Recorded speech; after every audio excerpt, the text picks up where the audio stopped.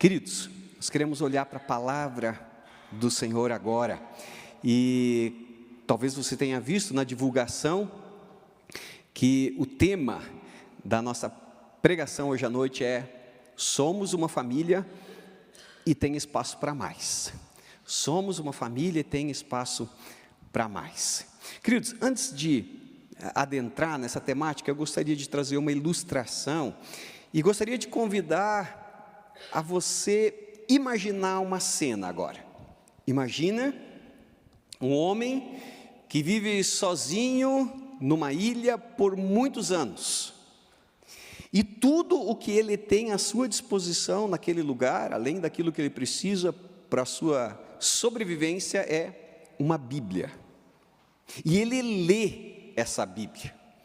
Ele lê com calma, lê com atenção, lê com sede. E ao longo desse tempo, ele vai descobrindo coisas que o impressionam a respeito de Deus, a respeito de Jesus, a respeito do Evangelho, e vai ficando especialmente encantado com aquilo que ele lê sobre a igreja. Ele vê que a igreja que ele conhece a partir daquilo que ele lê na sua Bíblia é muito mais do que um prédio, é muito mais do que um ritual de domingo, é muito mais do que um endereço para o qual ele se dirige em determinado momento da semana que ele reservou na sua agenda. Ele percebe que ela é algo vivo, algo cheio de sentido, algo orgânico, algo cheio de gente, algo cheio de Deus. E depois de alguns anos, finalmente esse homem é resgatado. E quando ele chega na sua cidade, tudo o que ele quer é uma coisa: conhecer pessoalmente aquela igreja que ele conheceu nas páginas das Sagradas Escrituras. Essa ilustração, ela está num livro chamado Cartas à Igreja, do autor Francis Chan. E ao final da ilustração ele pergunta, e eu quero deixar essa pergunta para nós: se esse homem conhecesse a nossa igreja, ele reconheceria a igreja que ele leu nas Sagradas Escrituras em nós? Será que ele veria em nós aquilo que ele leu na Bíblia? Antes de responder a pergunta, é fundamental que a gente tenha a mínima noção do que aquele homem leu quando ele se aproximou das Sagradas Escrituras. Claro que ele tinha mais tempo do que nós, nessas poucos minutos que nós queremos dedicar a isso aqui. Mas tem uma palavra bíblica que certamente ele leu, e que certamente falou muito ao seu coração a respeito de igreja nesse tempo que ele estava na ilha. É Efésios 2, é uma carta do apóstolo Paulo, esse grande líder da igreja cristã nos seus primórdios, aos cristãos que se reuniam então nessa cidade chamada Éfeso. E aos Efésios, no capítulo 2, versículos 14 até o 22, o apóstolo Paulo escreve assim: pois ele, Jesus, é a nossa paz, o qual de ambos fez um, e destruiu a barreira, o muro de inimizade, anulando em seu corpo a lei dos mandamentos expressa em ordenanças. O objetivo dele era criar em si mesmo, dos dois, um novo homem fazendo a paz, e reconciliar com Deus os dois em um corpo, por meio da cruz, pela qual ele destruiu a inimizade. Ele veio e anunciou a paz a vocês que estavam longe e paz aos que estavam perto, pois por meio dele tanto nós como vocês temos acesso ao Pai por um só Espírito. Portanto, vocês já não são estrangeiros nem forasteiros, mas concidadãos dos santos e membros da família de Deus, edificados sobre o fundamento dos apóstolos e dos profetas, tendo Jesus Cristo como pedra angular, no qual todo edifício é ajustado e cresce para tornar-se um santuário santo no Senhor. Nele, vocês também estão sendo juntamente edificados, para se tornarem morada de Deus por seu Espírito. Queridos, então, nos primórdios da igreja, o apóstolo Paulo foi um grande líder que plantou algumas comunidades. E conforme ele ia indo adiante, ele deixava líderes para pastorear aquela igreja, para fazer discipulado, para edificar a liderança, e se comunicava com estes através de cartas. E aqui então ele escreve para essa igreja que é formado por pessoas que vêm do judaísmo, mas também por pessoas que vêm do contexto grego, do contexto gentil, como a Bíblia se refere a eles.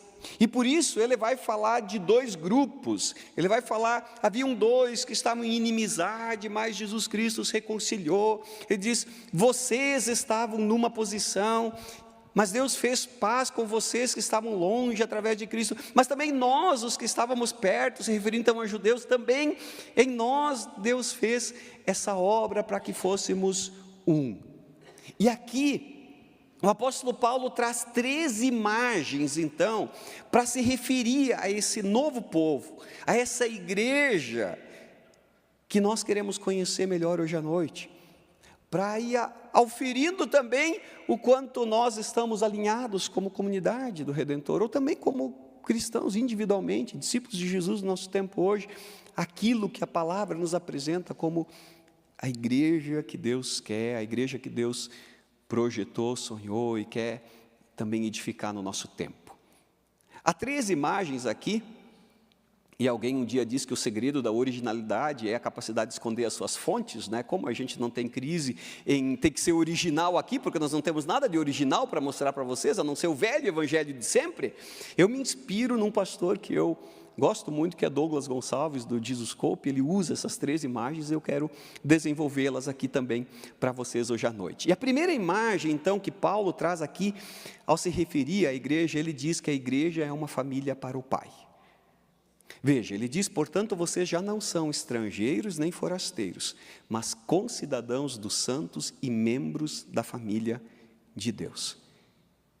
Queridos, igreja não é um lugar para onde a gente vai. Igreja é uma família a qual a gente pertence. Queridos, nós não somos família de sangue, domingo às 19 horas, até às 20h30, até às 21 horas. Família a gente é, ponto. Quando nós entendemos esse conceito, nós entendemos exatamente de que igreja vai muito além de um prédio, de um endereço, de um horário, de um momento. No mês de agosto, a partir do 3º domingo, nós vamos começar uma série de mensagens aqui. A série se chama Era uma Igreja Muito Engraçada. Não tinha prédio, não tinha domingo, não tinha clero. Nós queremos pensar com você sobre essa igreja que vai além. Mas hoje nos basta entender aqui esse conceito que Paulo traz, de que nós não somos mais estrangeiros, forasteiros, nós somos concidadãos dos santos e nós somos membros da família de Deus. A igreja é uma família para o Pai. Se você encontrasse um discípulo de Jesus, dos primórdios da igreja, e chegasse para ele e dissesse assim, você não quer ir junto comigo domingo na igreja? Ele não ia fazer a mínima noção do que você estava falando. Ele não ia te entender. Porque, volto a dizer, para a Bíblia, para a igreja primitiva, esse conceito de um lugar, de um prédio, de um momento da semana, de um lugar, simplesmente não existe. Então Paulo usa essa ilustração porque agora, como discípulo de Jesus, como alguém que se rendeu à boa notícia da salvação em Cristo Jesus, você é filho de Deus e portanto tem o DNA do Pai. O testemunho bíblico inclusive fala que Deus subsiste como família. Deus é Pai na sua relação com o Filho e com o Espírito Santo. Então esse é o primeiro aspecto. Nós, como discípulos de Jesus, somos filhos desse Pai e membros dessa família. Em segundo lugar, Paulo fala, nesse contexto, dessa igreja que é uma família para o Pai, de que nós somos, então, filhos desse Deus por causa de Jesus e herdeiros e co-herdeiros com Cristo. Herança é para filho. Herança é para filho, é direito de filho. Por fim, essa imagem também tem a ver com a relação que nós nutrimos uns com os outros. Se somos filhos do Pai, então nós somos irmãos uns dos outros. E isso não é um jargão. Isso não é um jargão. É literal. Nós somos irmãos e irmãs uns dos outros. Aliás, nós oramos a Deus, conforme Jesus nos ensinou, dizendo: Pai nosso. Deus é o nosso Pai. E, portanto, nós somos irmãos uns dos outros, filhos de Deus. Portanto, somos uma família. Por isso, igreja é aprender a viver como irmãos, partilhando a vida, caminhando juntos, cuidando uns dos outros, sustentando uns aos outros nas suas limitações, nas suas fraquezas, suportando nas nossas necessidades, nas nossas angústias, aflições, mas também suportando naquele outro sentido que a gente dá à palavra, né? As manias uns dos outros.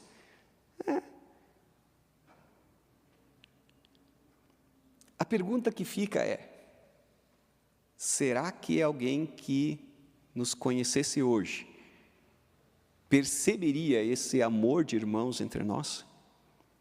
Será que esse homem da ilha se sentiria em casa, como parte da família do Pai, aqui entre nós?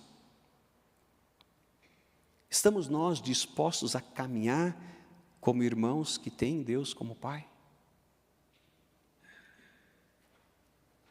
Há um segundo aspecto, há uma segunda imagem, aliás, que o apóstolo Paulo traz aqui. Ele afirma que a igreja é um corpo para o Filho.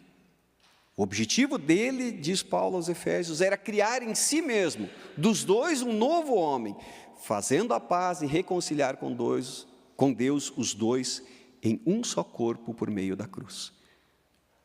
A igreja é também um corpo, não um corpo qualquer, o corpo de Cristo. E com isso Paulo está dizendo que na igreja há espaço para diversidade. Cada pessoa é única, com dons, com histórias, com jeitos, com virtudes, com limitações. Isso é bom, isso é bonito, isso dá o colorido a essa família, a esse corpo. A beleza da igreja não está em todos sermos iguais, mas sim em caminharmos juntos, mesmo sendo diferentes. Essa é a beleza. Conviver com iguais, a gente convive nas nossas redes sociais, né?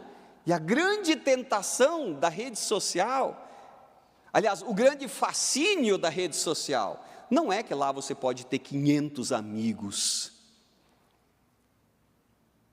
Com quase 50 anos, eu nunca tive 500 amigos na minha vida. O grande fascínio da rede social não é você ter 500 amigos lá. O grande fascínio é, num clique, você poder deixar de ser amigo daquele que pensa diferente de você, daquele que te chateia, daquele que se atravessa. Mas a beleza não está nisso.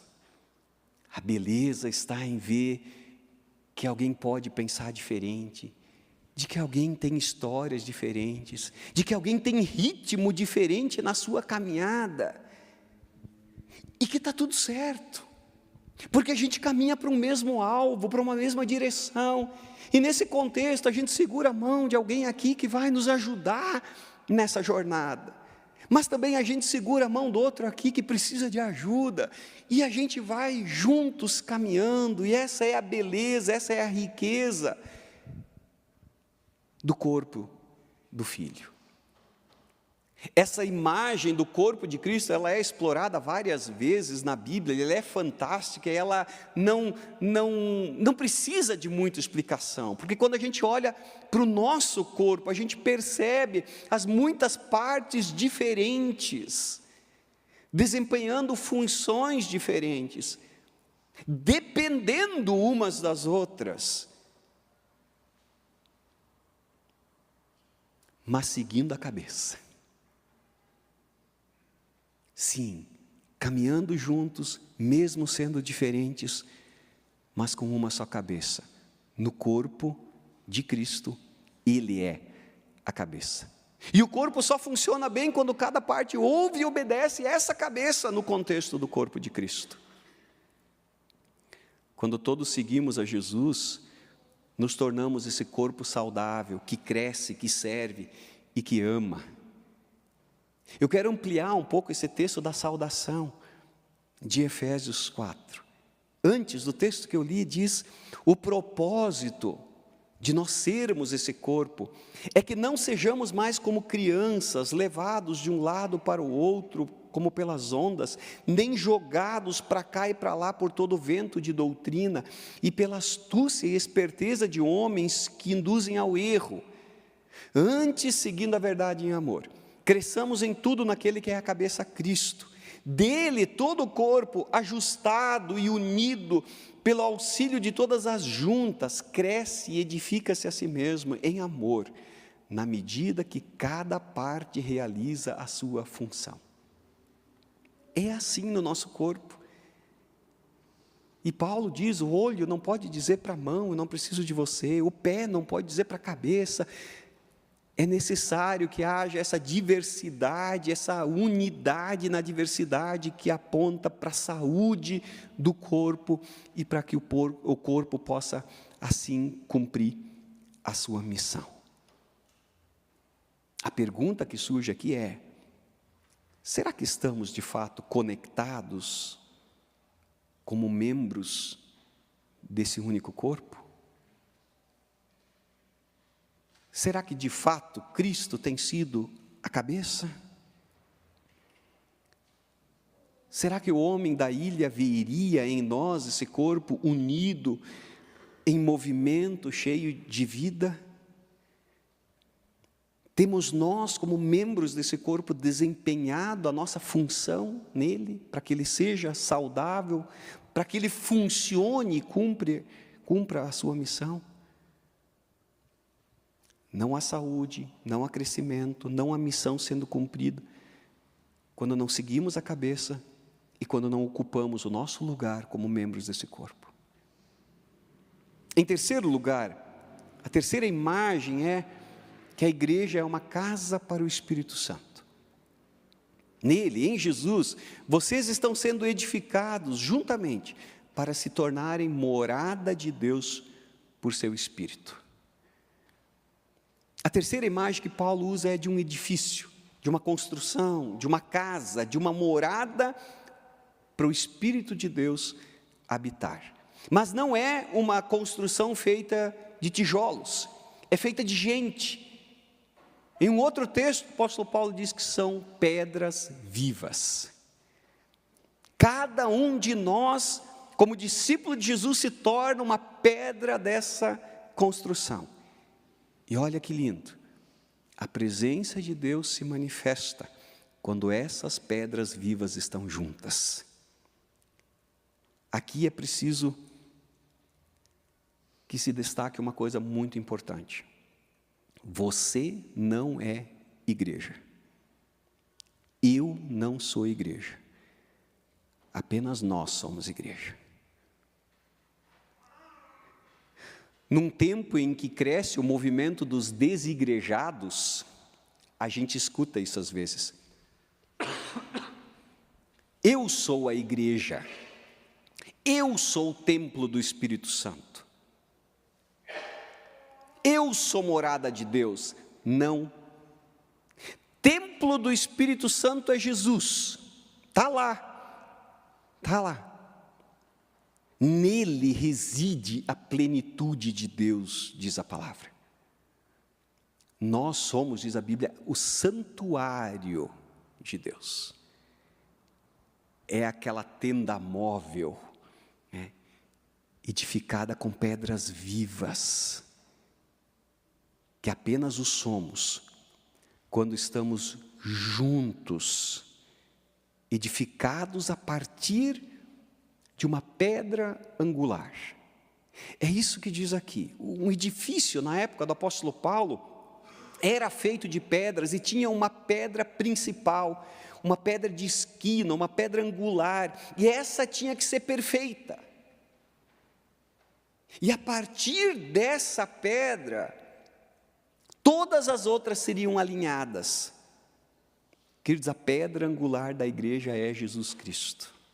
E enquanto a gente não for parecido com Jesus, a gente não se encaixa direito. E por isso, vida cristã envolve lapidação. E essa lapidação a gente chama de discipulado. Que nada mais é do que caminhar juntos, vida na vida. Onde a gente vai atritando, onde a gente vai esfregando, onde a gente vai batendo pedra com pedra, e a gente vai aparando arestas, a gente vai cortando pontas, até que a imagem da pedra angular seja formada em nós, e a gente então perfeitamente encaixe nesse edifício onde o Espírito Santo de Deus habita. Ah, pastor, então quer dizer que eu, que ainda tenho um monte de coisa torta na minha vida, ainda não sou igreja, ainda não sou edifício? Não, não é isso. No momento em que a gente rende a nossa vida ao Evangelho de Jesus Cristo, a gente é inserido.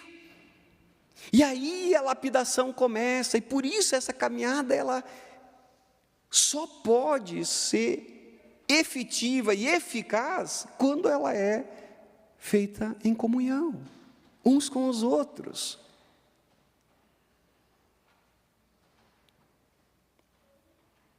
Somos nós essa casa para o Espírito?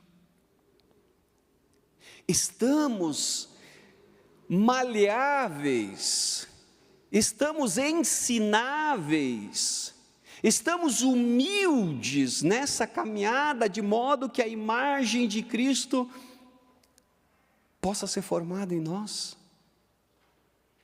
Queridos, para mim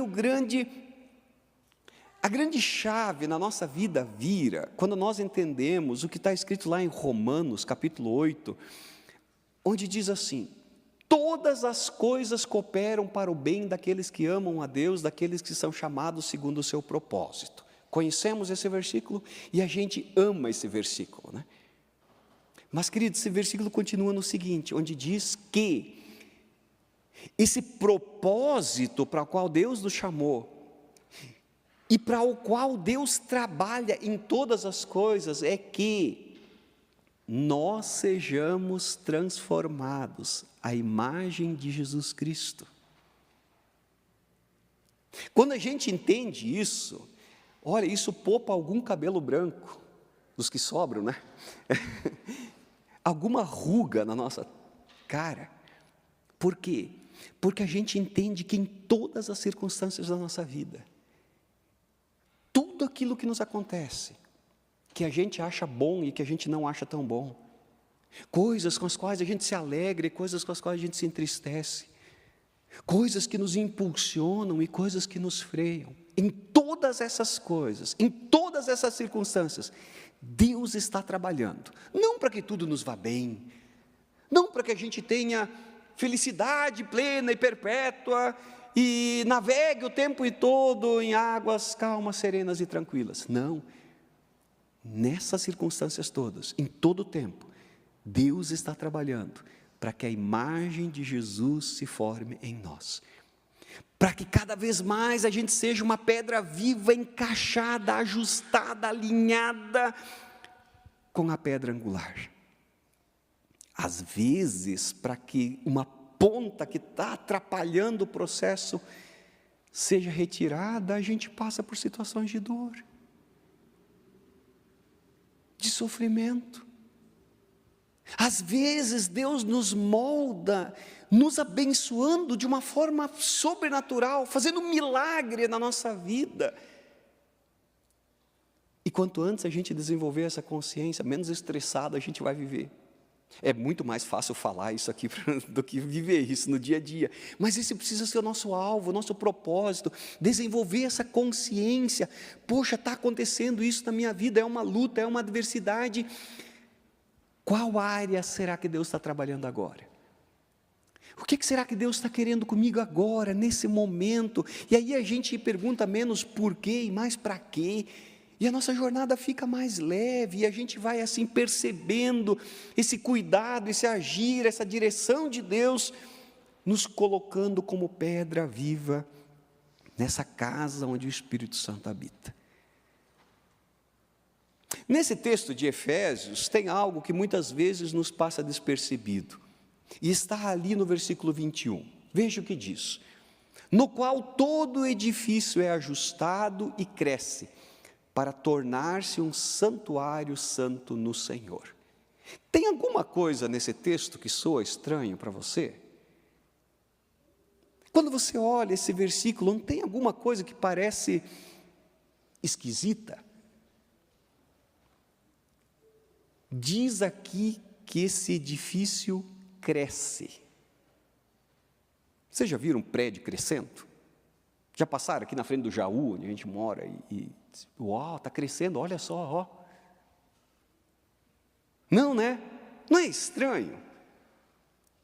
Queridos, na verdade, as 3 imagens que o apóstolo Paulo usa aqui para falar de igreja, nas 3 imagens está implícito que igreja cresce, uma família cresce, um corpo cresce, e um edifício que é construído com pedras vivas cresce.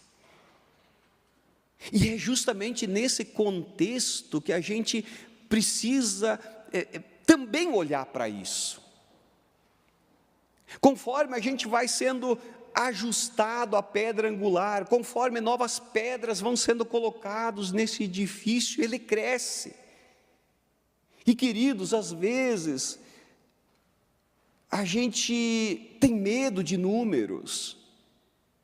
Queridos, aqui nós não idolatramos números, e nós não queremos números por números, e nós não queremos números a qualquer preço, mas nós nos importamos com números, porque nós cremos que uma família saudável cresce, porque nós entendemos que um corpo saudável cresce, porque nós entendemos que a igreja de Jesus Cristo é uma igreja que deve crescer. Se ela é saudável, se ela é esse organismo vivo que nos é apresentado na palavra, ela cresce, ela se desenvolve. E nós queremos isso, nós desejamos isso. Porque nós não desejamos números por números, mas nós desejamos que o Evangelho de Jesus Cristo alcance novas pessoas, estabeleça nelas uma obra de redenção, uma obra de transformação, uma obra que dá sentido às suas existências, e que com isso elas passem a compor essa família, esse corpo, esse edifício, porque em crescendo, a gente vai alcançando novos níveis de influência, de impacto na vida de outras pessoas, em realidades sociais, em estruturas sociais. A gente passa a ter uma nova força de impacto na cidade onde Deus nos colocou. Então, queridos, sim, nós queremos crescer, e nós nos alegramos quando crescemos. E queremos muito que a nossa porta da frente esteja muito aberta, e que muitos cheguem, e que cada vez mais a gente vá fechando a porta dos fundos, porque a gente quer crescer, quer permanecer junto, e quer nessa caminhada de comunhão, de união, de cuidado, de bênção mútua, crescer para a honra e glória de Jesus, e para sermos instrumento de bênção cada vez maior, aonde Ele tem nos colocado. Por isso a gente se alegra em hoje receber membros novos na comunidade do Redentor. Por isso a gente se alegra em ter tido essa caminhada de integração com essas pessoas. Mas para que essa conversa agora, no final, não seja só uma alegria para quem chega, eu quero também deixar um desafio para todos nós. E o desafio é o seguinte: nessa semana, eu quero te desafiar a conectar uma ou duas pessoas e convidá-las para estar aqui no próximo domingo. Veja, você vai conectar uma ou duas pessoas. Você não vai só convidar para estar aqui domingo. Daí você corre o risco de que ela entender que igreja é esse prédio. Não, esse prédio é onde a igreja se reúne. Você vai conectar com alguém. Você vai fazer um movimento na direção de alguém. Você vai, quem sabe, mandar uma mensagem para um amigo, para uma amiga, para um familiar. Você vai perguntar como ela está.